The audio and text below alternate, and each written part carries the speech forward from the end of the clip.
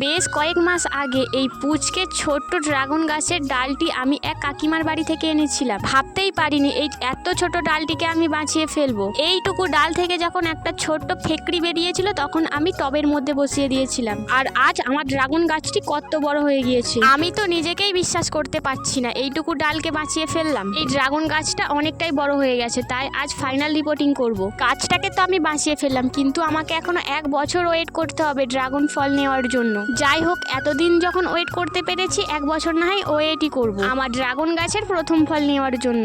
গাছটাকে বসিয়ে আমি 3 দিকে 3টে লাঠি দিয়ে দিয়েছি। লাঠি দেওয়ার পর ডালগুলোকে আমি বাঁধবো না, কারণ যদি বেঁধে দিই তাহলে ওরা নিজেদের মতো বাড়তে পারবে না। এরপর লাঠির মাথার দিকে আরো 3টে লাঠি বেঁধে দিয়েছি। ড্রাগন গাছটি বসানো আমার কমপ্লিট। কারা কারা বাড়িতে ড্রাগন গাছ বসিয়েছো কমেন্টে জানিও। আজকের মতো আসি তাহলে। যদি আমার চ্যানেলে কেউ নতুন হয়ে থাকো অবশ্যই চ্যানেলটি সাবস্ক্রাইব করে দিও।